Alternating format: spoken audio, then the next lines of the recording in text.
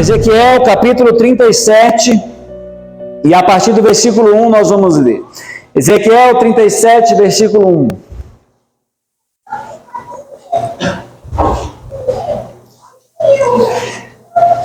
Veio sobre mim a mão do Senhor.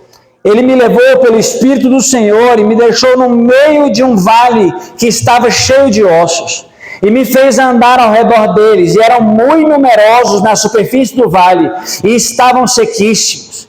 Então me perguntou: filho do homem, acaso poderão reviver estes ossos? Respondi: Senhor Deus, tu sabes. Disse-me ele: profetiza a estes ossos e dize-lhes, ossos secos, ouve a palavra do Senhor. Assim diz o Senhor Deus a estes ossos: eis que farei entrar em vós o Espírito e vivereis. Porei tendões sobre vós, farei crescer carne sobre vós estenderei pele, porei em vós o Espírito e vivereis. E sabereis que eu sou o Senhor.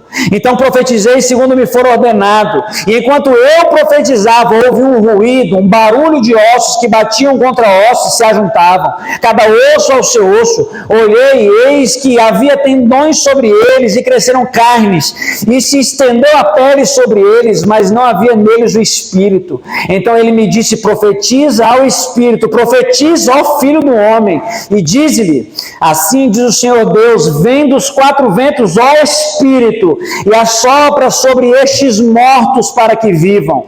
Profetizei como ele me ordenara, e o Espírito entrou neles, e viveram, e se puseram em pé, um exército sobremodo numeroso. Então me disse: filho do homem, estes ossos são toda a casa de Israel.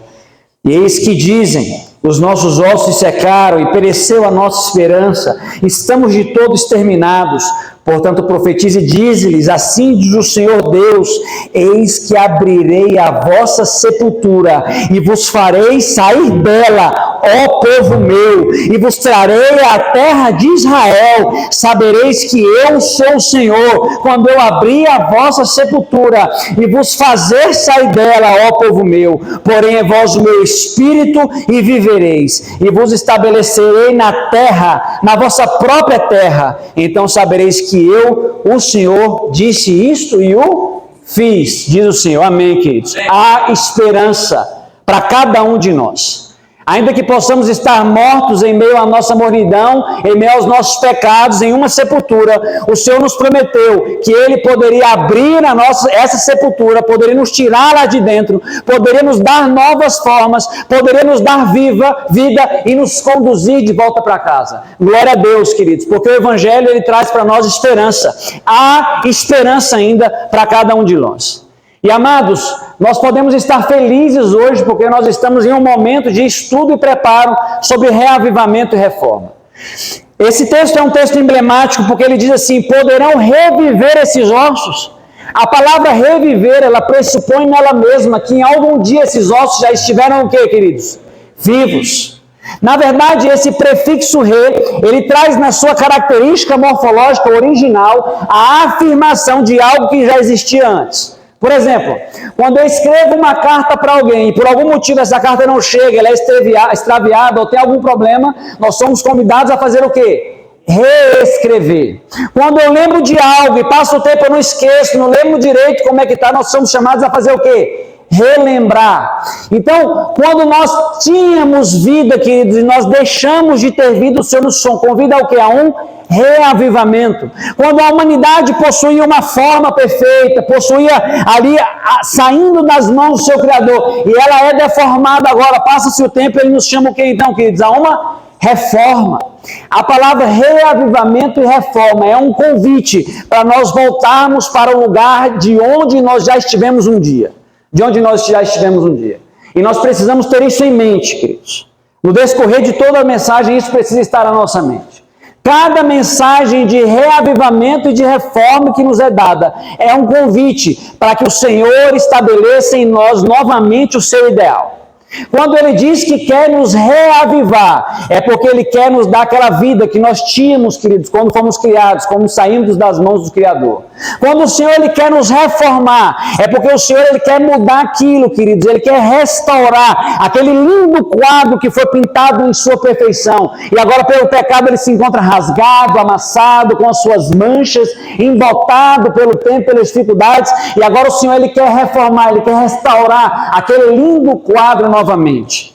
Então o convite, queridos, para a obra de reavivamento e reforma, de maneira muito simples, amados, é um convite para que nós permitamos que o Senhor execute novamente a sua vontade de maneira plena em nossas vidas, de maneira plena e completa em nossas vidas, de maneira plena e completa.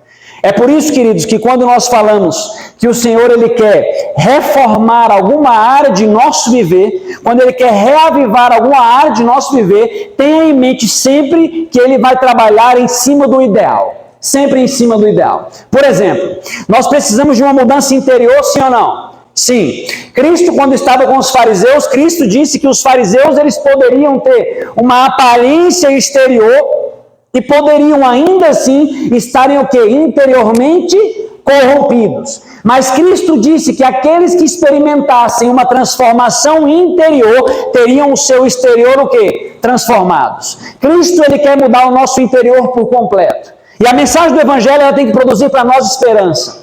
Onde quer que o pecado tenha degenerado o ser humano, vem então a graça superabundante e o restaura ao seu estado ideal de Deus. Por exemplo, nós podemos falar que a mente humana foi afetada, sim ou não? A mente humana foi afetada, sim ou não? Sim, foi afetada. E a Bíblia apresenta para nós o convite, uma transformação de nossa mente? Claro. O livro de Romanos, no capítulo 12, versículo 2, diz que nós podemos ser transformados pela renovação de nossas mentes. E então poderemos experimentar a boa, a perfeita e agradável vontade de Deus. O livro de 1 Coríntios, no capítulo 2, vai nos ensinar que nós podemos levar cativos os pensamentos a Deus. O salmista nos convida a nós não olharmos e pensarmos nas coisas da terra, mas ele diz que nós podemos elevar os nossos pensamentos nas coisas do alto. Paulo já declarava que nós somos como os que têm a mente de quem? A mente de Cristo. Tem poder em Cristo para mudar a nossa mente, sim ou não, irmãos? Há poder em Cristo para mudar a mentalidade do ser humano. Mas nós temos um coração corrompido também, amados. Nós temos um coração corrompido. E quando nós falamos de coração, a pergunta que nós temos que fazer é: o Evangelho nos apresenta esperança para a mudança interior de nosso coração? Claro, amados, claro. Cristo nos diz que os de coração puro verão a Deus. O salmista no Salmo 5 e também no Salmo 26, quando diz: quem habitará no monte do Senhor, quem acessará o seu tabernáculo, quem estará em sua presença, diz que os que de coração puro falam a verdade. O livro de Ezequiel, no capítulo 36, diz que ele tirará o nosso coração de pedra e nos dará um coração de carne, colocará o Espírito dele em nós e fará com que andamos nos seus caminhos e observemos os seus juízos e os seus estatutos. Ezequiel 36, 31 ainda diz que nós vamos olhar para trás, para as nossas más obras e vamos sentir o que, queridos? Nojo das obras que nós fazíamos. Há esperança para uma mudança de coração, sim ou não? Sim. O Senhor diz: filho, dá-me o teu coração. Perceba que o Senhor, através do Evangelho, Ele traz para nós uma solução para todas as problemáticas do pecado. Nós temos natureza pecaminosa, inclinação desesperadamente corrupta para o pecado. Será que o Evangelho apresenta esperança para a natureza pecaminosa, sim ou não? Sim, queridos, porque o livro de Colossenses, capítulo 3, versículo 5, vai nos dizer que nós devemos fazer morrer a natureza terrena. Colossenses 2,11 diz que o despojar de Cristo, diz que a circuncisão de Cristo é o despojar da carne pecaminosa. Romanos capítulo 6, versículo 6 diz que pela presença do Espírito do Senhor, o corpo da carne pode ser o quê? Destruídos. E no capítulo 8 de Romanos, quando ele fala sobre a inclinação da carne, a inclinação do Espírito, ele vai nos dizer que a inclinação da carne é inimizade contra Deus, pois não está sujeita à lei de Deus e nem mesmo pode estar. Vamos ler esse texto junto, queridos. Romanos capítulo 8. É importante nós lermos esse texto junto. O começo está rápido, né, amados? Talvez você esteja olhando e falando: nossa, está muito rápido. É importante nós construirmos uma base, queridos, para que nós possamos levantar um edifício. É importante nós construirmos uma base onde a nossa fé possa se apoiar. Paulo dizia assim: a minha pregação não consiste em palavras humanas, mas em demonstração de espírito em poder, para que a sua fé não se apoie em palavras de sabedoria humana, mas sim no poder de Deus. A nossa fé ela tem que se apoiar aonde, queridos? No poder de Deus. E como já foi dito aqui, o livro de Romanos, capítulo 1, 16, vai nos dizer que o poder não devemos nos envergonhar do Evangelho. Porque o Evangelho é o que, amados? O poder de Deus para a salvação de todo aquele que crê. Visto que a justiça de Deus se revela no Evangelho, de fé em fé, como está escrito: o justo viverá pela fé.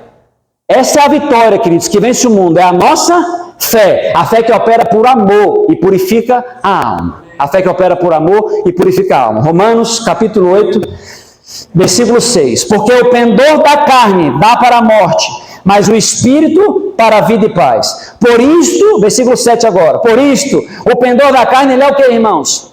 Inimizade contra Deus, pois não está sujeito à lei de Deus e nem mesmo pode o quê? Está. Nós já sabemos que quando Cristo voltar a essa terra, há um povo que está observando os seus mandamentos. E se esse povo está observando os seus mandamentos, eles não podem estar agarrados, defendendo a debilidade da carne pecaminosa. Porque aqui a Bíblia está dizendo que o simples inclinar da carne não pode estar sujeito à lei de Deus, é inimigo de Deus.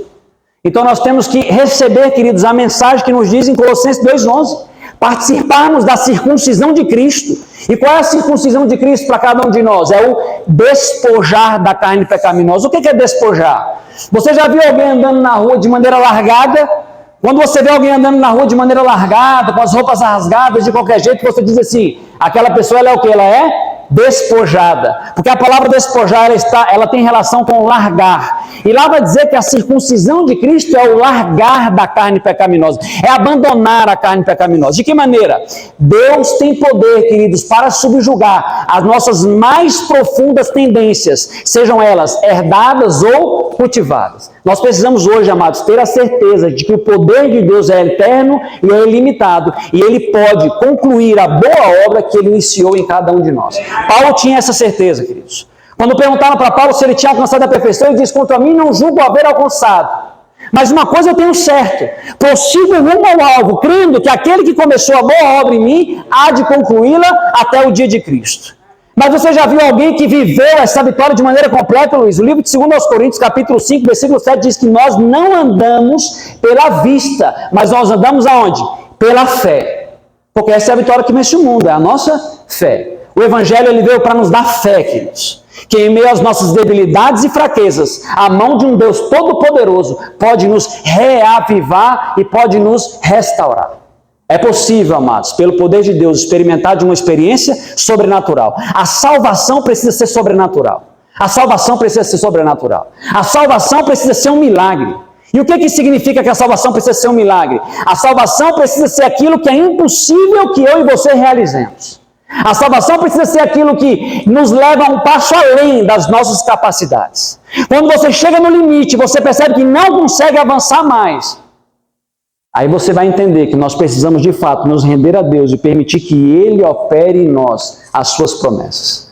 O livro de Hebreus, no capítulo 13, ele termina dizendo que a perfeição a que Cristo nos chame é que Ele faça a sua vontade em nós. Vamos ver isso, queridos. Hebreus capítulo 13. Abra sua Bíblia no livro de Hebreus capítulo 13. A epístola de Hebreus é uma epístola que fala muito sobre o santuário. E lá no capítulo 13, amados, no versículo 20, ele vai trazer para nós o resumo final da ideia do santuário.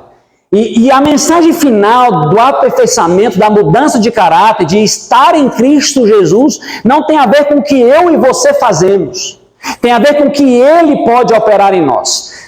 Hebreus capítulo 13, versículo 20. Ora, o Deus da paz, que tornou a trazer dentre os mortos a Jesus, nosso Senhor, o grande pastor das ovelhas, pelo sangue da eterna aliança, vos aperfeiçoe em todo bem. Agora veja bem, vos aperfeiçoe em todo bem de que maneira? Continua olhando. Para cumprirdes a sua vontade, operando em vós o que é agradável diante dele, por Jesus Cristo, a quem seja a glória para todo sempre. Amém. Como é que nós vamos fazer a vontade de Deus? Com Deus operando em nós o que é agradável diante dele. A obra está toda na mão de quem? Na mão de Deus. Tanto a justificação é pela fé, como a santificação é pela fé. Assim como a justificação que nos perdoa, nos lava por completo e apaga o nosso passado é pela fé nos méritos de Cristo, a santificação que nos habilita a receber a presença do Senhor por meio do Espírito Santo, subjugando a natureza pecaminosa, colocando Ele no trono do nosso viver, também é pela fé. O Espírito Santo ele deve ser recebido como resposta à oração de fé. A nossa obra, queridos, consiste em aprender a exercer a fé. E se a fé for pequena, ela pode fazer grandes coisas, sim ou não? Grandes coisas, queridos. Com a fé pequena, Abraão entregou um filho. A fé motivou homens a morrerem por amor ao Evangelho. A fé levou homens a cantarem enquanto estavam sendo queimados. A fé levou as mulheres a cantarem no suplício dos maridos enquanto eles estavam queimando, queridos. A fé tirou o medo de jovens ao entregarem as suas vidas por amor a Jesus. A fé, queridos, fez com que homens e mulheres abandonassem as suas casas, as suas famílias para servirem a Deus. Nós não precisamos ter medo, queridos, de pedir a Deus que faça com que essa fé cresça em nossa vida. Jesus Cristo se apresenta a cada um de nós como o que, amados? Como o autor e consumador da nossa fé. E se Ele é o autor da nossa fé, Ele há de criar em nós uma fé, querido, semelhante à fé que Ele teve. A fé submissa até a morte. E é por isso que Paulo ia dizer ainda, não tendes resistido até o sangue na nossa luta contra o pecado. Uau, queridos. Há esperança para a humanidade. Há esperança para nós. Há esperança. A Bíblia está repleta de promessas. Nós podemos hoje receber das promessas de Deus e por meio delas sermos participantes da natureza divina, escapando da corrupção que há no mundo, 2 Pedro 1,4. Há esperança para nós, queridos. O Senhor prometeu que pode nos fortalecer pelo seu Espírito habitando no nosso interior, queridos. Efésios 3,16. Mas diz também na parte final de Efésios 3,19 que Ele quer habitar em nós de maneira plena, para que sejais tomados de toda a plenitude de Deus, diz a palavra do Senhor. Mas para que nós não ficássemos nas incredulidades. O livro de Efésios capítulo 3, o versículo seguinte, o versículo 20 diz: ora, aquele que é poderoso para fazer infinitamente mais do que tudo quanto pedimos ou pensamos, a Ele seja a glória eterna, pelos séculos dos séculos. E a igreja diz o quê? Amém, queridos, amém. Há poder em Deus para nos mudar. Por que é importante falar do poder de Deus antes da reforma?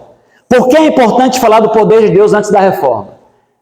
Porque se nós, queridos, tentarmos fazer as reformas pelo nosso poder e pelo nosso próprio esforço, o que vai acontecer com a gente? A gente vai o quê? Naufragar. As reformas não podem ser operadas pelo nosso poder e pela nossa capacidade. As reformas, elas precisam ser confiadas à vontade de Deus e ao poder dele.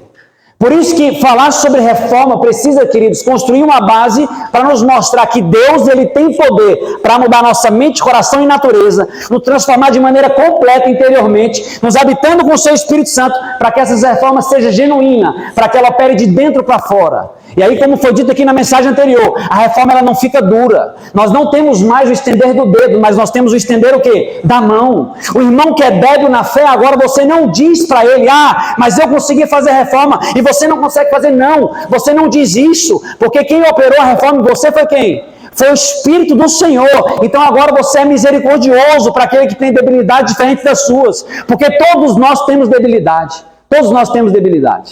Mas, queridos, a reforma ela vai permear quais áreas de nossas vidas? Todas as áreas de nossas vidas. E por que a reforma vai permear todas as áreas de nossas vidas? Porque o pecado nos debilitou em quais áreas de nossas vidas? Em todas as áreas de nossas vidas. Quando o Senhor fala, por exemplo, para nós, que nós precisamos de uma reforma alimentar, é porque nós nos desviamos do ideal de Deus, sim ou não? Sim. Então, se ele fala de reforma alimentar, é porque ele quer formar novamente em nós o seu ideal. Porque é trazer novamente aquilo que já existiu antes em um estado melhor. Então, quando ele fala que quer reformar a nossa alimentação, é porque ele quer trazer de novo, novamente nós a que estado? ao estado que ele estabeleceu para a humanidade, ao melhor possível, guarda essas palavras, ao melhor possível para a nossa realidade. Porque Deus, ele é equilibrado, ele não é desequilibrado.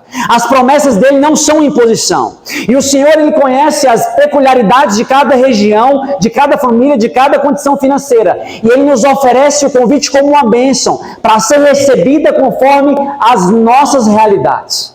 Quando o Senhor então nos chama a uma reforma do vestuário, é porque Ele quer nos levar novamente para onde?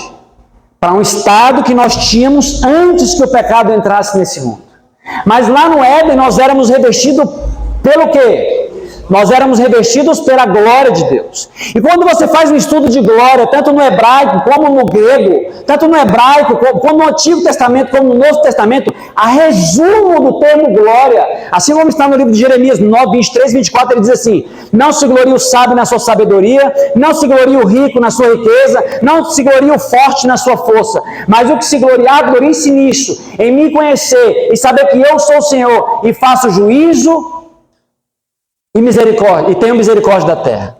Juízo, justiça e tenho misericórdia da terra. Queridos, esse termo nesse livro está dizendo que se há algum reconhecimento que pode ser trazido para o ser humano, é que por meio de nossas vidas Deus seja conhecido. E quando ele colocou a glória dele em Adão e Eva, e ele disse lá que eles foram criados à semelhança e à imagem de Deus, é porque Adão e Eva tinham algo de Deus que fazia com que Deus fosse reconhecido na vida deles, e era aquele manto glorioso. Mas hoje nós não temos mais aquele manto glorioso. Mas quando ele nos chama a uma reforma, a uma mudança da aparência exterior, da forma como nós vestimos, ele quer colocar em nós algo que faça com que Deus seja novamente reconhecido em nossas vidas. Porque a própria Bíblia diz: quer comais, quer bebais, ou façais qualquer outra coisa, tudo façais o que, queridos? Para a glória de Deus. Quando o Senhor nos chama a uma reforma na nossa família, é porque Ele quer estabelecer o seu ideal para a família. Quando o Senhor nos chama a uma reforma, queridos, na área de recreação e divertimento, é porque Ele nos chama para quê, amados? Ele nos chama para uma mudança, queridos, para nós nos prepararmos e encontrarmos prazer com a realidade que teremos lá. Na verdade, amados, na verdade, Deus está a todo momento nos preparando para vivermos a realidade do céu aonde? Aqui. Aqui. Aqui. O céu começa aonde, queridos? Aqui. E para que nós não esquecêssemos que fomos criados para viver na presença de Deus, Ele nos deu um lembrete muito especial, que o mundo quer abolir. Quando Deus criou em 6 dias todas as coisas, no 7º dia Deus fez o quê? Descansou e criou o quê? Ele descansou e santificou um espaço de tempo. E você pode abrir a sua Bíblia no livro de Gênesis, no capítulo 2. Eu quero que você leia comigo o livro de Gênesis, no capítulo 2. E aqui vai dizer assim, a partir do versículo Gênesis 2:2. E havendo Deus terminado no dia 7º a sua obra que fizera, descansou nesse dia de toda a sua obra que tinha feito. E abençoou Deus no dia 7º e o santificou, porque nele descansou de toda a sua obra que como Criador fizera. Como foi que Deus santificou um espaço de tempo de 24 horas? Como foi que Deus santificou o sábado? Colocando a sua presença naquele dia. Colocando a sua presença naquele dia. E aí Deus, a primeira coisa que Deus ensina para Adão e Eva é que eles foram feitos para viver na presença de Deus. E que a presença de Deus está relacionada com o que, queridos? Está relacionada com santidade. Está relacionada com santidade. E se você perguntar, queridos, para Adão e Eva, qual foi o momento que eles perderam de acesso à presença de Deus, de desfrutar da santidade, foi no momento que eles deixaram de viver em perfeita conformidade à vontade do Pai. No momento que eles desatenderam, queridos, na um mínimo particular da voz de Deus, eles perderam acesso à presença de Deus, foram destituídos da glória de Deus, como diz Romanos 3:23, e agora nós nos encontramos no estado em que nós estamos. O que isso significa para nós? Que o dia de sábado, o 7º dia, ele é um sinal de quê? Ele é um sinal de quê? Santidade. E por que o mundo quer abolir esse dia? Porque o mundo não quer permitir que Deus os prepare para que eles vivam na presença de Deus. Mas a própria Bíblia diz no livro de Hebreus que sem santidade ninguém verá a Deus. 1 Tessalonicenses 4:3 diz que essa é a vontade de Deus, a vossa santificação. 1 Tessalonicenses 4,7, não fosse chamado para imundícia, mas sim para a santidade.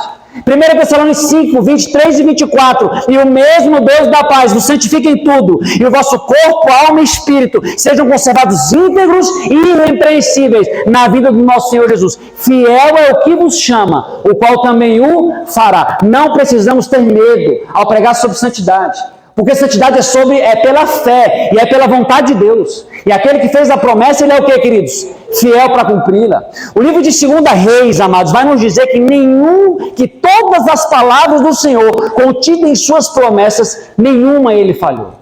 Isso significa não somente que Deus cumpre as suas palavras, mas que ele faz exatamente como ele as disse, ao pé da letra como ele as disse. O nosso Deus, ele tem poder e não há limitações para o nosso Senhor. O livro de Romanos, capítulo 1, versículo 20, compara o poder de Deus como um poder eterno, comparável com o seu atributo e com a grandiosidade da sua divindade. Romanos 1, 20 compara o poder de Deus como sendo um atributo intrínseco a Deus e comparável à própria divindade. Do mesmo tamanho que Deus, é o mesmo tamanho que ele é o quê? Poderoso. É muito grande o poder do nosso Deus. É muito grande o poder do nosso Deus. Temos um Deus poderoso, queridos, que pode efetuar um milagre em nossas vidas. Quando ele disse para o povo de Israel e fala para Moisés, diz assim, Levítico 19, 2 diz assim, Moisés, dize aos filhos de Israel, santos sereis, por quê? Porque eu, o Senhor, sou santo. Ezequiel 22, ele vai dizer, vos dei os meus sábados para que sirvam de sinal, para que todos saibam que eu sou o Senhor que os santifica. Não precisamos ter medo de santidade. E quando alguém diz para você assim, você só quer ser o santinho, você tem que dizer o quê? Esse é o meu maior desejo, porque essa é a vontade do meu Pai. Mas o Espírito de Profecia pega as palavras do profeta Miqueias, capítulo 5, 6 a 8, e nos diz o que é santidade. E lá vai dizer assim, e Deus pede o que é bom de ti, que pratiques a justiça, O que quer dizer praticar a justiça? Andar nos caminhos do Senhor, que ames a misericórdia. A santidade, ela nunca traz arrogância. A santidade, ela sempre gera um coração que misericordioso, porque você passa a olhar pelos olhos do Senhor agora as coisas, você passa a olhar as coisas sob uma perspectiva espiritual, você passa a entender o valor de cada alma. Ele fala assim, que pratiques a justiça, que ames a misericórdia e que andes humildemente para com o teu Deus. A santidade nunca vai gerar homens arrogantes que batem no peito e dizem ser santos. Não. A santidade, ela sempre vai gerar homens mais próximos de quem? De Jesus. Sempre mais perto de Jesus. Dito tudo isso, queridos, nós precisamos falar um pouco sobre as reformas. Eu chamei o irmão e falei, nós vamos conversar um pouco sobre as reformas. Ele disse, sim, nós precisamos conversar sobre as reformas. Precisamos, sim ou não? Sim, queridos.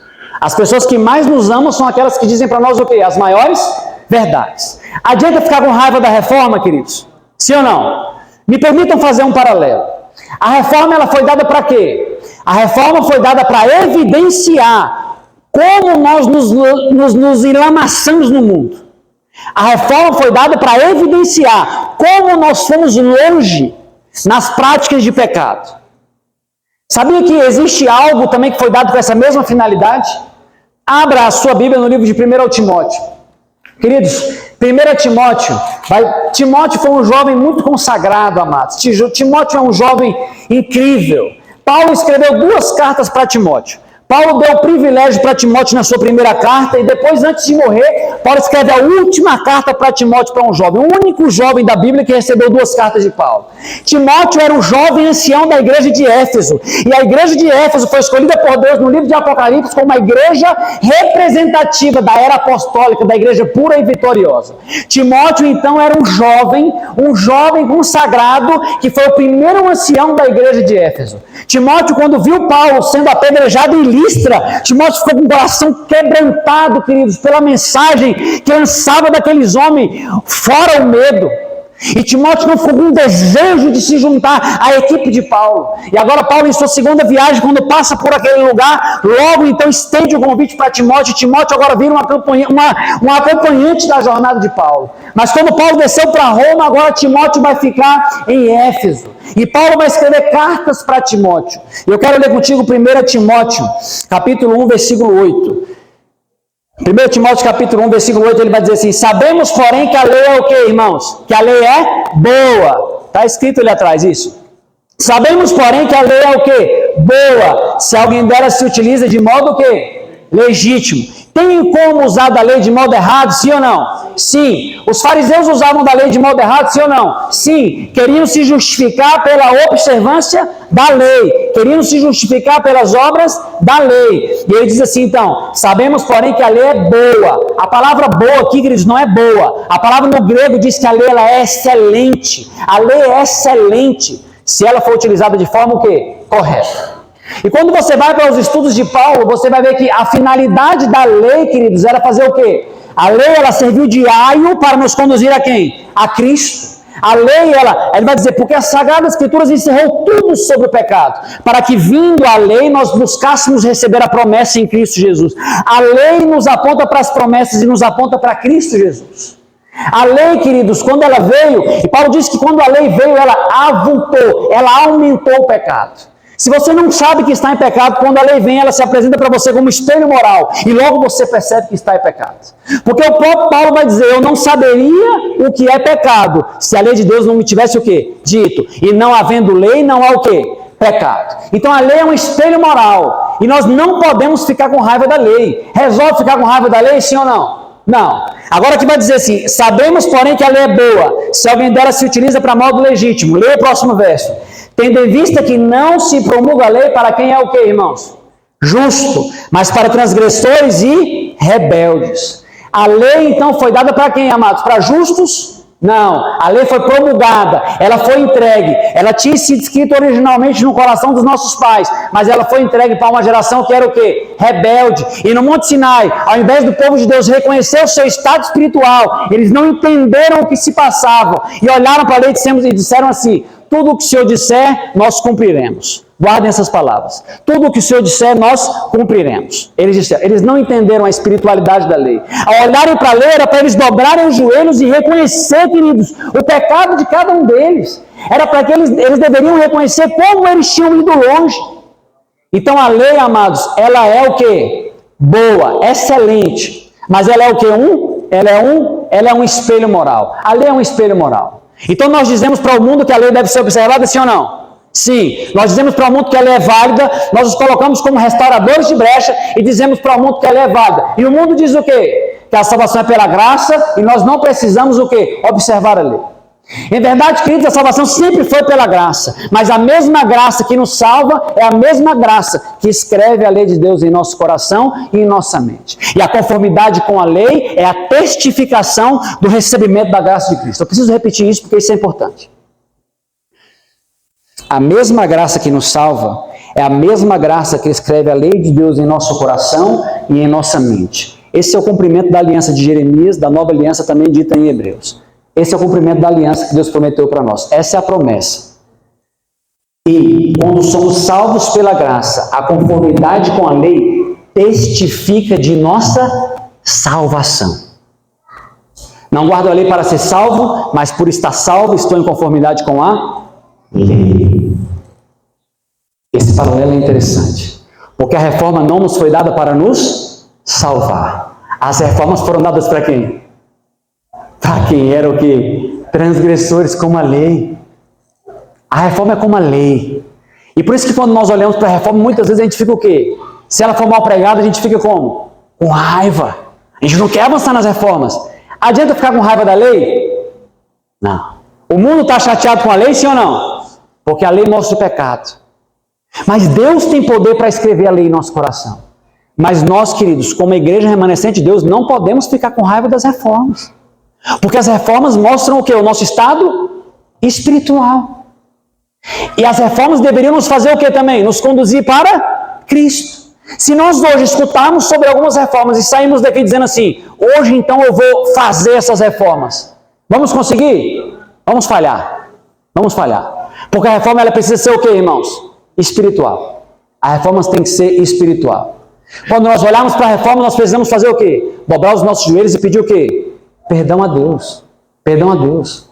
E queridos, o Senhor levantou para nós luz em nossos dias, sim ou não? Sim, queridos. O livro de Isaías, capítulo 29, abra o livro de Isaías, capítulo 29. Vejam que texto interessante tem no livro de Isaías, capítulo 29. Isaías, capítulo 29, versículo 9. Olha o que ele vai dizer. Você precisa guardar esse texto, amados, porque nós vamos agora passar para a parte profética e vamos entrar nas reformas. E você precisa ter essa construção. É importante essa construção na sua mente. Você precisa ter a certeza do chamado de Deus para a sua vida. Você precisa ter a convicção do que Deus quer operar em você, da salvação que Ele te oferece hoje. Isaías capítulo 29, versículo 9. Estatelai-vos e ficai estatelados, cegai-vos e permaneceis cegos, bêbados estão, mas não de vinho, andam cambaleando, mas não de bebida forte, porque o Senhor derramou sobre vós espírito de profundo sono e fechou os vossos olhos, que são os profetas. Queridos, naquela época Deus fechou os olhos daquele povo, fechou a boca dos profetas, e como é que ficou o estado deles? Cambaleando, como se estivessem o quê? Embriagados, mas eles não estavam embriagados de vinho, eles tinham perdido a voz profética no meio deles, queridos. E a própria Bíblia diz, não havendo profecia, o povo, o que acontece com o povo? O povo se corrompe. Nós precisamos crer em Deus e crer também em seus profetas. Nós vamos estar seguros e vamos prosperar, queridos. Agora, amados, será que Deus deixaria a voz profética levantada em nossos dias, sim ou não? 2 Pedro capítulo 1. Vamos ler, queridos, a promessa do Senhor. Vamos para 2 Pedro capítulo 1. Será que Deus ele levantaria uma voz para clamar a plenos pulmões em nossos dias? Será que essa voz seria a característica de um povo remanescente, sim ou não? Amados, nós sabemos que aqueles que Satanás está irado são os que guardam o mandamento de Deus e têm o quê? O testemunho de Jesus. Apocalipse 19:10 diz que o testemunho de Jesus é o espírito de profecia. O que isso significa? Isso significa que o espírito de profecia, o dom profético derramado em todos os seus profetas, era a voz de Deus, advertindo o povo de suas transgressões, de seu desvio, e fazendo-os voltar à vontade de Deus, de maneira que eles pudessem testemunhar de seu Criador. A voz profética é a voz de Deus nos modelando para desenvolver em nós o caráter de Cristo, nos fazendo testemunhar de Jesus por nossas vidas. Nós sabemos que o Evangelho será pregado a todo mundo para testemunho, ou seja, para que as pessoas vejam que existe um Deus poderoso que é capaz de transformar as nossas vidas, um Deus que pode transformar as nossas vidas. E olha o que diz o livro de 2 Pedro, capítulo 1, versículo 19. Temos assim, tanto mais confirmada a palavra o quê? Profética, e fazeis bem em atendê-la, como uma candeia que brilha em lugar tenebroso. Parênteses, irmãos. A luz profética, ela brilha onde? Onde é que a luz profética brilha? Onde há trevas. A luz profética é enviada em momento de trevas, como uma candeia que brilha em lugar tenebroso, até que o dia clareie e a estrela da alva nasça em vosso coração. Quem é a estrela da alva? Cristo Jesus. A luz profética é colocada como uma candeia que brilha em lugar tenebroso, até dissipar as trevas e até que Cristo nasça em nossos corações. Deus não vai tirar mais de nós a voz profética, queridos. Nós temos uma voz em nosso meio nos ajudando. Porque essa mesma voz diz que o pecado ele se tornou uma ciência. O que é uma ciência? O pecado ele ganhou novas formas. O pecado ele está evoluído. O pecado ele está moderno. E Deus não deixaria o seu povo com uma voz profética. Então nós temos hoje em nosso meio uma voz profética, queridos. E nós temos que dar atenção para essa voz profética, porque o livro diz, fazeis bem em atendê-la. Fazeis bem em atendê-la. A voz profética, queridos, é a boca de Deus falando por meio do ser humano, para mim e para você. E quando nós lemos o que Deus falou pelos seus profetas, nós temos que saber que esses homens não escreveram aquilo ali por elucidação humana, mas foram inspirados pelo Espírito do Senhor. É isso que vai dizer o próximo versículo. Sabendo primeiramente isso, que nenhuma profecia da Escritura provém de particular elucidação, porque nunca, jamais, qualquer profecia foi dada por vontade humana. Entretanto, homens santos falaram da parte de Deus, movidos pelo Espírito do Senhor. Queridos, quando eu cheguei na igreja, eu perguntei qual era o cargo que o irmão ocupava. Eu falei, o irmão é ancião na igreja? Aí falaram, não, o irmão ele é líder do ministério jovem. E eu falei assim, ele conhece a vigília? Nós fazemos vigílias há aproximadamente 5 anos. Minas Gerais, Goiás e Brasília, em vários lugares. Eu falei assim, ele conhece a vigília? Porque Ministério Jovem chamando vigília de reavivamento e reforma, a gente fica pensando, será que ele sabe o que vai ser dito? Porque a vigília é para estudar da palavra. A vigília é para vigiar. A vigília é para levantar a guarda. É para lutar. É para vencer, queridos. E quando nós olhamos para as Sagradas Escrituras, nós podemos ver a mensagem que Deus mandou para Timóteo. Que mensagem que Deus mandou para Timóteo, queridos? Um líder de uma igreja vitoriosa. Paulo olha para Timóteo, manda Timóteo organizar uma igreja com sabedoria. E Paulo dá para Timóteo uma mensagem de modéstia. Paulo dá para Timóteo uma mensagem de repreensão. Paulo dá para Timóteo uma mensagem de poder. Paulo utiliza a linguagem militar para falar com Timóteo. Paulo entrega para Timóteo uma mensagem que, se Timóteo pregasse, ele estaria com risco de ter a sua cabeça cortada. Quando nós estudamos profundamente a carta a Timóteo, queridos, as palavras no grego, eles vão nos levar a essa compreensão. Timóteo recebe uma mensagem elevada. Paulo fala para Timóteo que ninguém despreze a tua mocidade, antes torna-te padrão, com a linguagem pura, no estudo da palavra, no manuseio das coisas de Deus, exortando, pregando em tempo e em fora de tempo. Queridos, que mensagem Paulo encontrou para Timóteo. E hoje, muitas vezes, quando nós vamos falar para a nossa juventude, nós queremos arrumar outras formas de ganhar a nossa juventude, mas os nossos jovens precisam o mesmo que eu e você precisamos. Precisam de palavra pura, queridos. Precisam de mensagem celestial, amados. E Deus tem nos dado advertências sobre esse tema. Eu queria então começar falando um pouco com os irmãos sobre esses aspectos práticos, sobre o tipo de mensagem que nós devemos pregar para os nossos jovens, queridos. E você precisa ficar muito atento, queridos. O que pode fazer um ministro sem Cristo? Verdadeiramente nada. Então, se ele for um homem frívolo e gracejador, ele não está preparado para realizar o dever sobre ele colocado pelo Senhor. Sem mim, diz Cristo, nada podeis fazer. As palavras levianas que lhe saem dos lábios, as frívolas piadas, as palavras pronunciadas para provocar riso, são todas condenadas pela palavra de Deus e estão inteiramente fora de lugar no púlpito sagrado. Aqui não é lugar de piadas. Não, queridos. Aqui não é lugar de gracejos, de anedotas e de piadas. Nós estamos com a eternidade em jogo, com a honra de Cristo envolvida no nosso aperfeiçoamento, no nosso preparo. Aqui é lugar de se pregar a palavra, para que a palavra penetre, para que nós possamos ter uma oportunidade de tomarmos uma decisão. Amém. Todo o cuidado dos pastores, e aqui eu vou incluir anciãos, pregadores, evangelistas, ministros, todo o cuidado dos pastores é pouco, especialmente quando diante dos jovens. Eles não devem usar nenhuma palavra leviana, gracejo ou piada, mas lembrar-se de que estão no lugar de Cristo e que devem ilustrar pelo exemplo e a vida de Jesus. Cristo nunca levava a sagrada verdade ao nível do comum, e as ilustrações humorísticas que alguns ministros do Evangelho usam jamais foram proferidas por seus lábios divinos. Cristo não usava ilustrações para divertir e provocar riso. O Mestre Divino não usava ilustrações que projetassem a menor sombra sobre a alma. As suas palavras eram do mais puro e elevado caráter. Ele nunca condescendeu em pronunciar algo cômico a fim de chamar a atenção do público.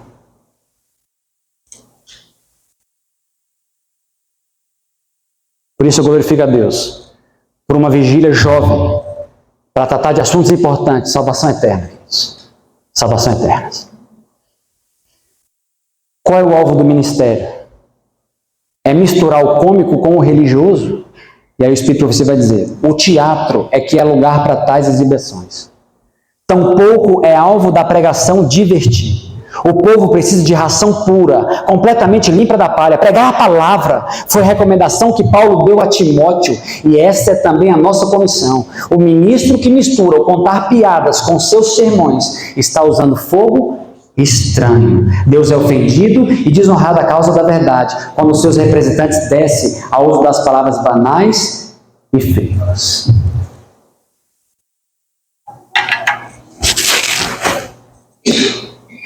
A reforma ela começa daqui, com a gente, na maneira como nós pregamos. Você que prega o Evangelho, você é o primeiro a dar o passo, trazendo para a igreja a solenidade do momento que nós estamos vivendo.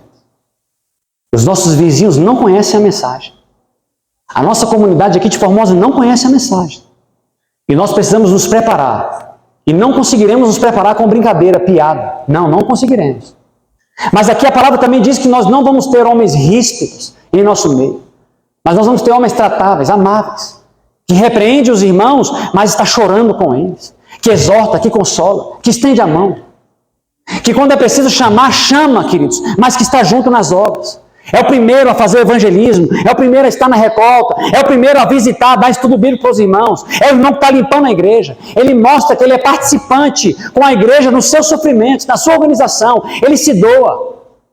Então ele, sim, queridos, tem que trazer a mensagem que tem que ser trazida para a igreja. A palavra diz assim, os pregadores eles não devem ter escrúpulos para pregar a verdade, tal como se encontra na palavra de Deus. Deixem a verdade cortar, que a verdade saia. Foi-me mostrado que a razão pela qual os nossos pregadores não têm sido mais bem-sucedidos é porque eles têm medo de ferir os sentimentos, medo de não ser corteses, e por essa razão baixam os padrões da verdade e escondem o máximo possível a peculiaridade de nossa fé. Vi que Deus não poderia dar a esse sucesso. A verdade deve ser dita diretamente e as pessoas devem ser incentivadas a tomar uma decisão com urgência. E enquanto os falsos pastores proclamam paz e pregam coisas aprazíveis, os servos de Deus devem clamar em alta voz e não se calar e deixar os resultados com Deus. Não podemos ter medo de pregar a verdade. O púlpito, a palavra de Deus, ela não está presa com a focinheira. As algemas da cadeia não impediram que o evangelho de Paulo fosse pregado. E Satanás ele tem usado de muitas estratégias para impedir a pregação da verdade. Uma estratégia que ele tem usado, queridos, é queimar a reputação dos pregadores. Essa é uma estratégia maligna. Mas o livro Orientação da Criança vai dizer que reputação não é caráter. Reputação não é caráter. O livro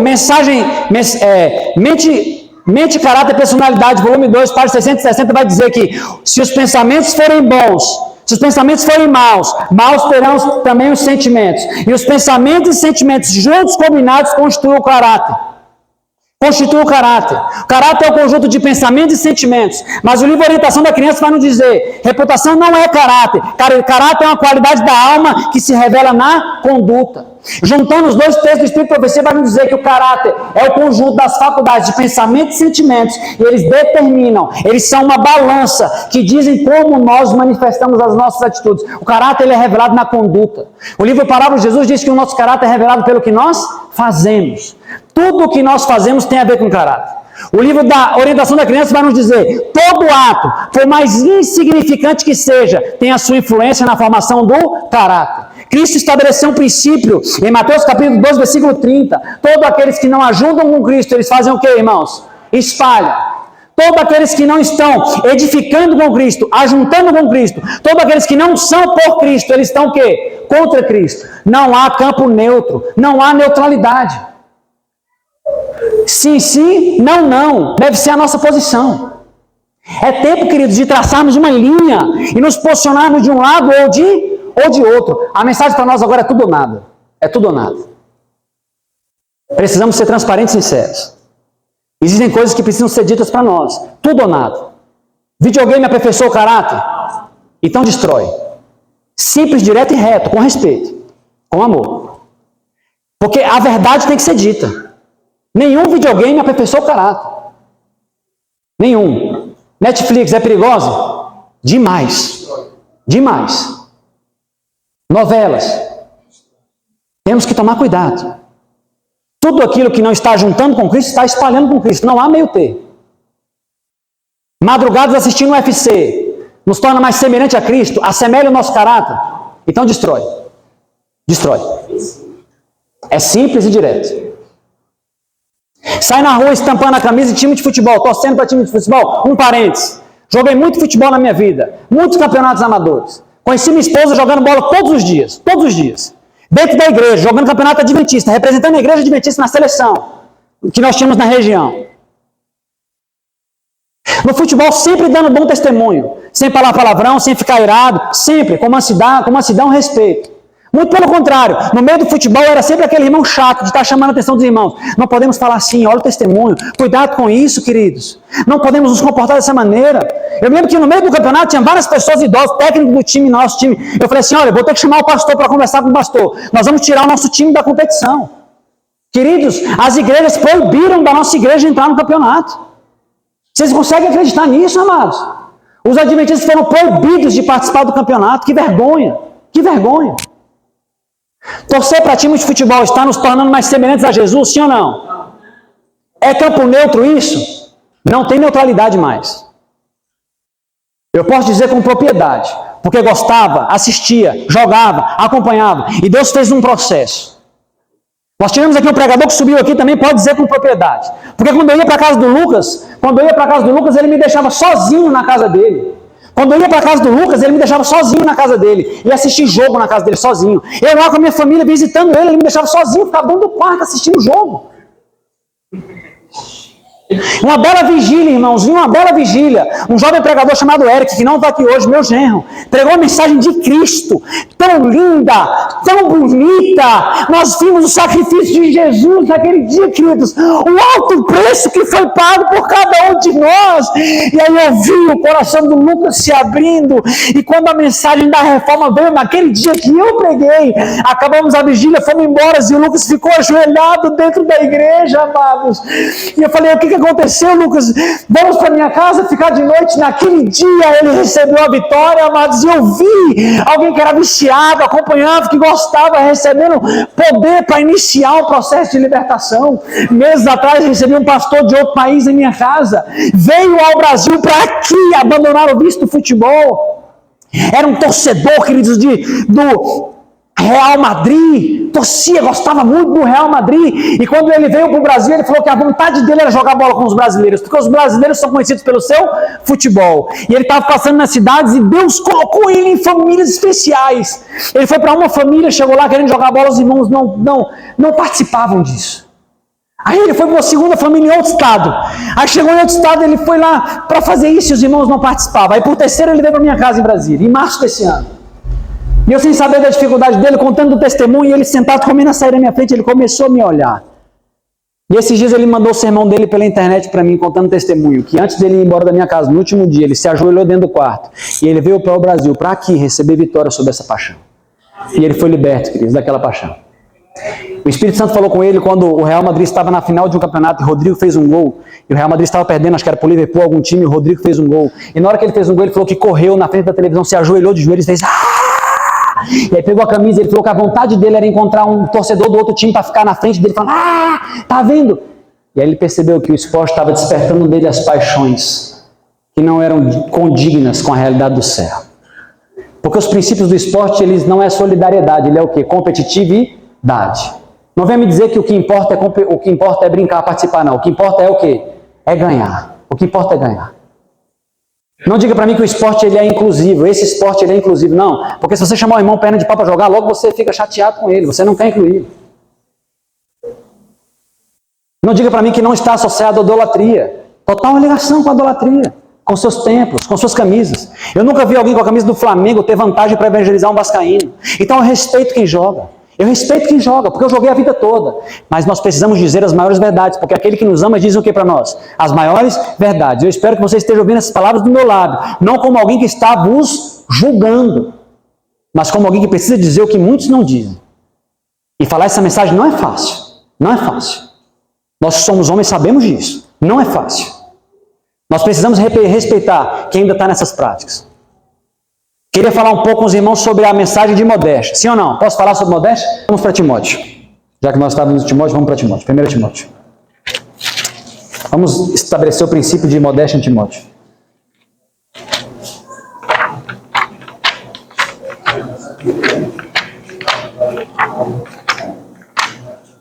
Nós viemos aqui para aprender um pouco sobre reavivamento e reforma. A lei ela serve para quê? A lei serve o quê? Para quê? Para apontar para quê? Para Cristo. E a reforma para fazer o quê? Apontar também para Cristo. Para Cristo. Não fiquemos com raiva da reforma. Não fiquemos com raiva. Nem do pregador, nem da reforma. Vamos fazer tudo de maneira equilibrada para o nosso avanço no reino celestial. Amém? Amém. Para honrar e glorificar a Deus de todas as formas, com todo o nosso ser, com tudo o que temos, somos e desejamos. De maneira completa. Entregarmos ao Senhor. Uma rendição total. 1 Timóteo, nós vamos ler então, capítulo 2. Paulo deu uma mensagem para Timóteo e ele também falou sobre modéstia. 1 Timóteo capítulo 2, versículo 9. Da mesma sorte que as mulheres em traje decente se ataviem com modéstia e com pudor, não com cabeleira frisada, ou com ouro, pérolas ou vestuário dispendioso, porém com boas obras, como é próprio às mulheres que professam ser piedosas. Temos muitos textos na Bíblia que falam sobre modéstia, sim ou não? Sim. No livro de Gênesis, quando nós olhamos a genealogia dos filhos dos homens, genealogia de Caim, há o nome na linhagem de 3 mulheres, Ada, Zilá e Naamá. Ada, Zilá e Naamá. Quando você vai olhar no hebraico o nome dessas 3 mulheres, você vai ver que o nome dessas 3 mulheres está relacionado com pinturas, ornamentos, sensualidade e formosura. Ou seja, foram esse tipo de comportamento, esse tipo de atitude que fez com que os filhos de Deus olharem para as mulheres e se casassem com ela e misturassem 2 linhagens. Você sabia disso, sim ou não? Livro de linhagem de Caim tem o nome de 3 mulheres. Na linhagem de Sete, na linhagem de Adão, não tem o nome de mulher nenhuma. Por que tem o nome na linhagem de Caim? Porque essas 3 mulheres justificam, para que a gente entenda, a Bíblia não nos deixa em trevas, que naquele momento Satanás usou do problema da modéstia, colocou um problema nessa área, para que o mundo pudesse ser corrompido. Essa mensagem é muito séria. Mas antes de falarmos sobre modéstia, eu quero fazer um comentário. Antes de falarmos sobre modéstia, eu quero fazer um comentário. A modéstia se aplica para homens, sim ou não? Sim. Então, antes de falar para os nossos irmãos, eu quero falar para os nossos irmãos. Porque eu sou homem e quero falar para homem. Nós somos chamados para sermos o quê, queridos? Sacerdotes de Deus. Em quais lugares? Nós somos sacerdotes do Senhor em quais lugares? Na padaria nós somos sacerdotes de Deus. O pastor, ele é pastor na padaria, sim ou não? Sim. O pastor é pastor no lazer com as crianças dele, sim ou não? Sim. O ancião, ele é ancião quando ele está fazendo compra com a família, sim ou não? Sim. O evangelista, ele é evangelista quando ele está na rua, passeando. Quando ele vai no shopping, ele é evangelista? Sim ou não? Sim. Então, em todos os lugares, nós temos que levar o testemunho. Porque a nossa fé, queridos, é para todos os momentos. Nós não sabemos quando Deus pode requerer de nós o testemunho. Nós não sabemos quando Deus pode requerer de nós que nós oficiemos, trabalhemos para Ele. Eu fui chamado já para fazer um sermão fúnebre quando cheguei no cemitério. Quando cheguei no cemitério, me convidaram. Luiz, faz para a gente o sermão fúnebre. Já imaginou se eu tivesse sido de bermuda e chinelo? Eu fui chamado para fazer uma missa de 7º dia em Católicos quando estava voltando do trabalho. E se eu tivesse vestido com calça toda rasgada, coladinha, apertada e rasgada? Qual era a moral que eu ia ter perante os irmãos da Igreja Católica para fazer uma missa de 7º dia? Então eu quero dizer para os homens, mulher anda sem camisa na rua, mulher? Então por que a gente anda? Porque o homem olha para a mulher, ele pode ser atraído pela mulher por causa dos seios dela. Vamos ser transparentes. As mulheres podem olhar para o homem e também ficarem atraídas por causa das formas do homem, sim ou não? Sim, a modéstia é para os dois. É para os dois. Seja bonito ou não. Porque uma irmã pode blasfemar também, se você for muito feio. Não é brincadeira, eu estou falando sério. Eu estou falando para que não fique o pensamento de que alguém pode dizer bem assim, mas eu não sou bonitão, eu vou andar sem. Isso é sério, irmão, não é piada, não é brincadeira. Você entende? É porque alguém pode dizer bem assim, mas eu não tenho esse corpão aí para andar sem, não. De todas as formas, nós temos que ser sérios. Nós precisamos nos comportar. Nós podemos testemunhar na praia, sim ou não? Sim. Na cachoeira, sim ou não? Sim, queridos.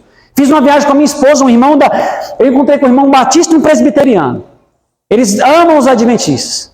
Aí eu encontrei com um batista e um presbiteriano na praia. Ele ficou observando a gente, observando, encostou do meu lado e falou assim, você é evangélico? Eu falei, sim, sou evangélico. Aí ele falou assim, nossa, é porque eu estou vendo aqui na praia a forma como vocês estão se comportando na praia. Porque se vocês vissem como a minha esposa, os meus filhos e nós estávamos vestidos na praia, vocês saberíamos que nós éramos cristãos. Saberiam, queridos. Amém. Para a glória e honra de Deus. Para a glória e honra de Deus. Homens têm que tomar cuidado com a maneira como se vestem, sim ou não? Assim como mulheres não podem usar roupas coladas no corpo, o homem não pode usar roupas o quê? Coladas no corpo. Mostrando as pernas, as partes íntimas. O homem tem volume na parte íntima, não pode estar mostrando. Tem que ser discreto com isso. Tem que ser discreto. Existe alguma roupa mais sensual do que calça leg? Sim ou não? Direto, irmãos. Direto. Vamos ser direto. O tempo está muito avançado. Existe alguma coisa mais sensual do que calça leg? É incoerente a gente vir para a igreja com um tipo de vestuário, com vestido e usar na rua para fazer missão calça leg. Homens e mulheres. Mulheres usam mais que homens, mas homens estão começando a usar calça leg também. Homens estão, a irmã está falando, homens estão começando a usar calça leg. Existe alguma roupa mais sensual do que essa, sim ou não? Um dia eu fiz uma aplicação e ficaram chateados comigo. Eu vou fazer agora a aplicação com todo respeito e eu quero ver se você consegue entender a aplicação. Eu já fiz ela e ela deu errado. E eu fiquei pensando, conversei com a minha esposa, conversei com vários amigos. E eu vou tentar fazer agora de novo para ver se a gente consegue entender. Quando uma mulher está no carnaval lá com o seu corpo, mostrando o seu corpo, ela está totalmente pelada? Não, ela não está pelada no carnaval. Como é que ela está no carnaval? Ela está com o quê? Ela está com as partes íntimas pintadas. Com as partes íntimas o quê? Pintadas. E tem mulher que pinta toda, pinta as pernas, pinta tudo. Tem mulher que pinta tudo, tem mulher que pinta menos, tem mulher que, né? Depende da forma como está pintando. Dá para ver todo o corpo, sim ou não? Dá para ver todo o corpo, sim ou não? Toda a forma do corpo dá para ver, sim ou não? Dá. A calça leg dá para ver todo o corpo, sim ou não? O problema é o pano ou a tintura? Nenhum dos dois. Nenhum dos dois. Se o nosso vestuário é uma moldura para o rosto, ele glorifica a Deus. Mas se o nosso vestuário é uma moldura para o corpo, o nome diz é sensualidade. E Deus abomina a sensualidade. Essa é uma mensagem de amor, sim ou não? Amor. A mensagem do vestuário foi dada como uma barreira para proteger as nossas irmãs. Eu poderia ler vários textos aqui, citar vários textos. O Espírito de Profecia diz que as nossas palavras, atitudes e vestidos testemunham em favor de Cristo. Eles são pregadores vivos. Pregadores vivos. Pregadores vivos. Precisamos de uma reforma do vestuário, sim ou não, irmãos? Sim ou não? Sim. O problema antigamente da reforma do vestuário, quando você vai estudar na origem da igreja, qual era o problema antigamente? A roupa tinha que fazer o que com a roupa? Tinha que subir, porque a roupa era muito grande, arrastava na rua, né? Levando água, levantando sujeira, trazia doença. Então o vestuário tinha que subir. E a serva do Senhor recebeu algumas visões, dizendo que o vestuário deveria subir até em média 23 centímetros. Não precisamos ser exatos, queridos, era saia com canela, abaixo dos joelhos. Tem texto do Espírito de Profecia dizendo bem claro que o vestido tem que ficar abaixo do joelho. Quando ela fala que subiu acima do joelho, ela fala que ficou muito curto. Bem claro, bem claro. Mas o problema hoje, qual é o problema hoje? É subir o problema hoje ou não? O problema é qual? Descer. Mas se o vestido ele estiver realmente como ele deve estar, a irmã pode sentar com tranquilidade aqui no púlpito, sim ou não? Sim, irmãos. Se ele estiver onde ele deve estar, a gente pode sentar com tranquilidade no púlpito. Você não vai precisar ficar usando a Bíblia com problema. Na hora de contar historinhas para as crianças na sala do hall, você não vai ficar sentado com o perigo do menino estar olhando para frente. Isso é constrangedor. A reforma do vestuário é o quê? Ela é uma bênção. E tem que ser apresentada para a igreja como uma bênção. Deus nos ama. E é por isso que Ele nos deu as reformas. A reforma no lar precisa acontecer também, sim ou não? Precisamos mudar a maneira que falamos no lar? Sim, queridos. Nós precisamos do poder de Deus para viver o que nós não podemos. Tratar os nossos filhos bem, a nossa esposa bem, na maioria do tempo, é possível, sim ou não? É possível. Precisa de Cristo para tratar os filhos bem e a esposa bem? Na maioria do tempo, precisa de Cristo? Não. Há muitos ateus que tratam a esposa bem e os filhos bem na maioria do tempo. Você precisa de Cristo para tratar os filhos bem e a esposa bem todo o tempo. E o tempo todo. Fala que quando o fruto da mansidão for colocado em nosso pescoço, será impossível falar palavras de ira. Fala que o precioso fruto da mansidão ele habilita o seu possuidor a controlar em todo o tempo um temperamento impulsivo e impetuoso. Isso é a palavra de Deus por meio da sua serva. Precisamos tomar cuidado da maneira como tratamos os nossos filhos, porque a natureza ela se inclina. Uma vez eu pintei a minha casa, e quando eu terminei de pintar a minha casa, minha filha com 3 ou 4 anos de idade, pegou um giz de cera e riscou a parede todinha da sala. E naquele momento que ela riscou a minha natureza pecaminosa, rapidamente quis fazer com que eu me inclinasse para a carne. A gente ferve às vezes, mas naquele mesmo momento eu ouvi a voz do Senhor. E a voz do Senhor disse assim, olhe para ela, veja como ela é pura. E ela virou para mim e falou assim, olha papai, o que eu fiz para o Senhor. Mas o pecado ia fazer a gente dar uma bronca nela, bater nela e colocar ela em castigo. O pecado ia quebrar a inocência, a pureza da inocência. E quando o Senhor falou aquilo ali, eu fiquei impactado. Falei, Senhor, meu Deus. Aí eu olhei para ela e falei, filha, muito obrigado, filha. Que lindo. Não importa o que os nossos filhos façam, nós podemos tratá-los sempre bem. Esse é o cristianismo que nós precisamos. Cristo dizia que quando injuriavam, ele não injuriava. Quando injuriavam a Cristo, quando falavam dele, ele não injuriava. Ele não revidava. Ele se entregava ao reto juiz. O Espírito de Profecia diz que o homem que cede à impaciência está servindo a quem? A Satanás. Luiz, o texto é exatamente assim, o texto é exatamente aqui, está anotado. Exatamente assim. O homem que cede à impaciência, ele está servindo a Satanás. Toda palavra de altercação, toda palavra de ira é uma oferta feita à sua satânica majestade. O texto está exatamente assim. Não podeis ser cristão se manifestardes em vós o espírito de impaciência, porque esse não é o espírito de Cristo, mas de outro mestre. Está escrito exatamente assim. Percebe por que nós precisamos acreditar no poder de Deus? Percebe por que nós precisamos acreditar no poder de Deus? Para Ele mudar até as nossas palavras. Que as nossas palavras sejam que linguagem de Canaã. A boca fala do que está cheio o quê, irmãos? O coração. Aquilo que sai para fora é só uma evidência do que nós temos o quê? Dentro. Do que nós temos o quê? Dentro. E Deus nos deu muitas reformas. Quer mudar o ambiente que nós moramos com a mensagem de vida no campo. Temos que tomar cuidado com a rejeição das mensagens de Deus. Deus nos deu a mensagem da verdadeira educação, como educar os nossos filhos. Deus nos deu a mensagem da vida no campo. Deus nos deu a mensagem de mordomia. Tudo são reformas? Tudo são reformas. Mordomia é voltar a ser mordomo como nós éramos no Jardim do Éden. Saber aplicar os recursos de Deus. Não ficar ostentando o que nós temos em casa, mas estarmos dispostos a vender televisão, sofá, a vender o que for preciso para ajudar um irmão que não tem condição. Porque quando a mensagem foi dada em 1844, eles venderam tudo que tinham.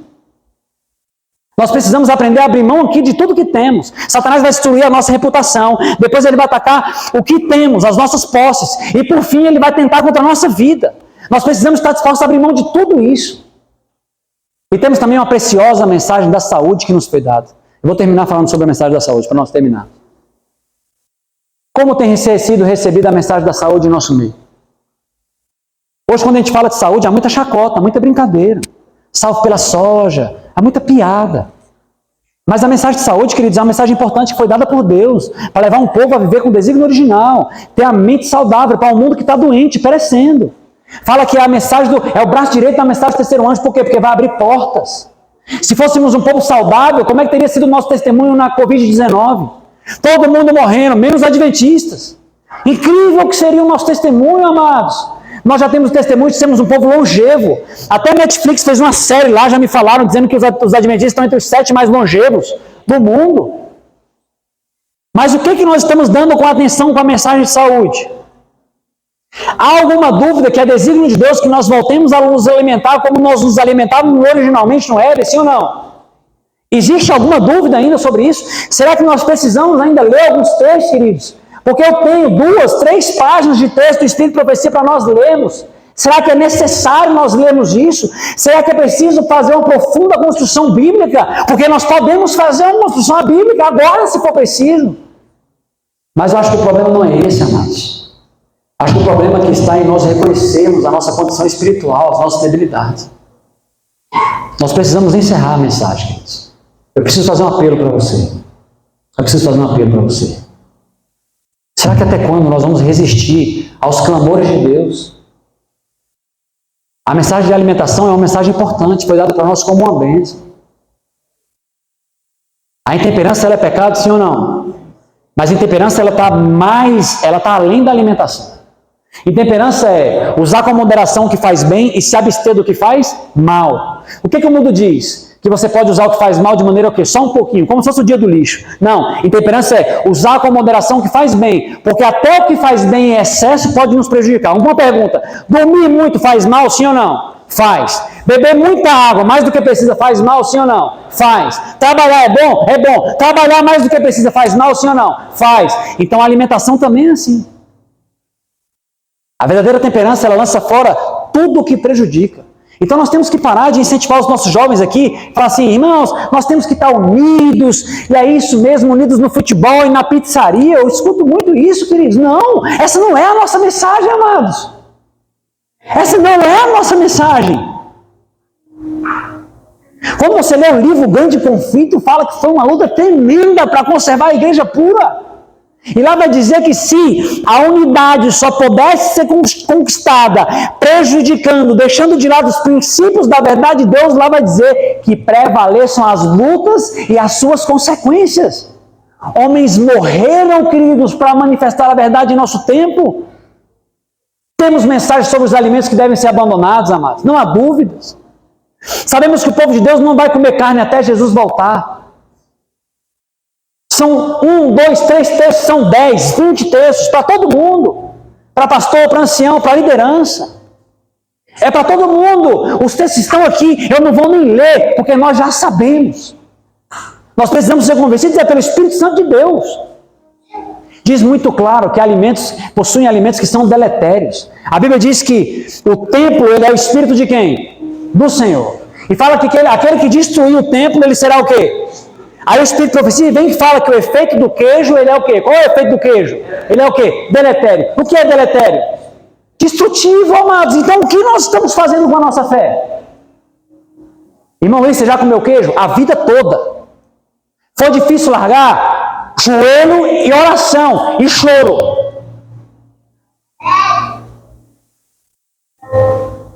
Porque todos os pecados têm que ser largados assim. Quando eu era traficante, quando eu vivia no mundo, mexia com drogas, com crime, quando eu perdi muitos amigos para entrar na igreja, foi muito choro, muito joelho no chão. Para largar o futebol, o UFC, as paixões, choro, joelho no chão. Pornografia, masturbação, joelho no chão. E choro. E por que nós vamos parar aí? Não é fácil para ninguém. Não é fácil para ninguém. Hoje o convite é para avançar. Está escrito que é deletério. Senhor, mas é tão gostoso, eu gosto tanto. Mas está escrito a tua vontade, eu quero viver por toda palavra que sai da boca do Senhor. Eu entrego ao Senhor a minha vontade, faz a obra do Senhor na minha vida. Essa é a luta que temos que ter, a luta da fé, a luta da entrega, a luta da submissão.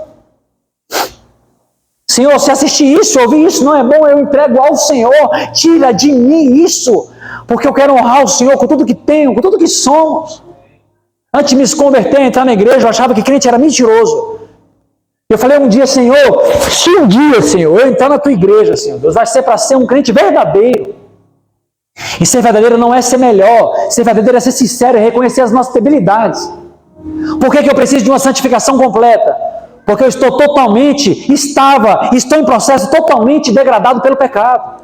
É por isso que nós defendemos uma mudança completa. Aqueles que defendem mudança parcial é porque estão achando que há alguma coisa boa neles. Mas nós fomos totalmente degradados, então precisamos de uma mudança o quê? Completa, em todas as áreas da vida. Porque nós não sabemos falar, não sabemos comer, não sabemos como nos vestir. Nós não sabemos o que assistir, o que ouvir. Nós não sabemos. Por isso que a entrega tem que ser completa. Nós não sabemos o lugar para escolher, para morar. E o Senhor nos manda as mensagens. Nós não sabemos a maneira de educar os filhos. O Senhor nos manda as mensagens. A luta hoje, irmãos, é a luta da rejeição. Nós temos que parar de rejeitar os apelos de Deus. Essa comunidade precisa de pessoas reavivadas e reformadas. Uma reforma, queridos, em nossas fileiras. Um reavamento em nosso meio. Isso é importante. Isso é importante. Teremos um povo diferente antes de Jesus voltar, sim ou não? Claro que sim. O povo mais fraco de todos os tempos. Mas experimentaram do poder de Deus, porque a Bíblia diz que o poder de Deus se aperfeiçoa na fraqueza. E quando nós estamos fracos é que nós somos o quê? Fortes. Por que você acredita tanto no poder de Deus, Luiz? Porque eu olho para a minha vida passada. Eu vejo toda a mudança que Ele fez. Você não tem ideia disso. Mas eu olho para frente e eu vejo todo o desejo de mudança que Ele ainda coloca na minha vida. Queridos, o desejo de ser completamente transformado, de avançar em todas as áreas do viver, queridos. E é por isso que eu tenho certeza de que aquele que começou a boa obra em nós há de concluí-la até a volta de Jesus. A salvação é uma certeza, operada pelo poder sobrenatural de Deus. Um povo que faz tudo para a honra e glória do Senhor. Não ache, queridos, que essas mensagens elas são o quê? Fortes. Elas não são fortes, queridos. Isaías foi cerrado ao meio por anunciar os pecados da casa de Jacó.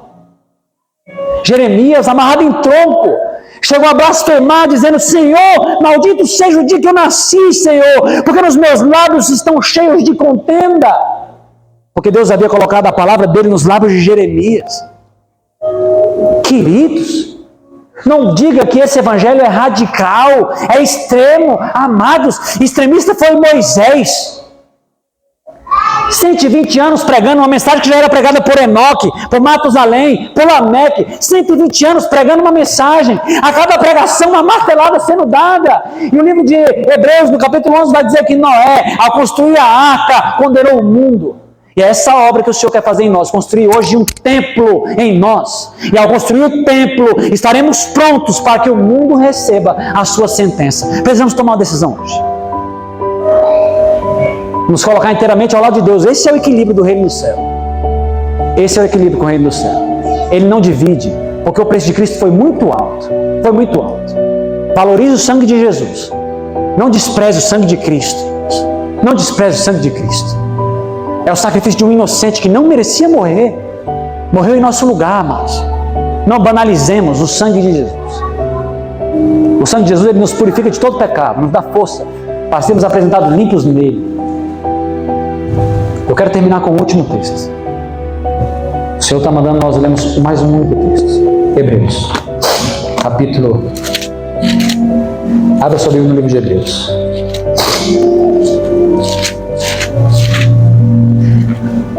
Hebreus, capítulo 10. Nós vamos terminar com esse texto. Hebreus, capítulo 10, versículo 14. Porque com uma única oferta aperfeiçoou para sempre todos aqueles que estão sendo o quê? Santificados. Porque com uma única oferta aperfeiçoou para sempre todos aqueles que estão sendo o quê? Com uma única oferta, Deus aperfeiçoou para sempre todos aqueles que estão voltando para casa. Hoje você pode ser perfeito em Cristo, se permitir que Ele pegue em sua mão pelo Espírito e o conduza no caminho de volta para o nosso lar. Entre no processo de santificação hoje. Essa santificação começa onde? Tirando os alimentos da geladeira e jogando fora, tirando as roupas da geladeira e jogando fora? Não. Começa ajoelhando, falando: Senhor, obrigado por abrir os meus olhos.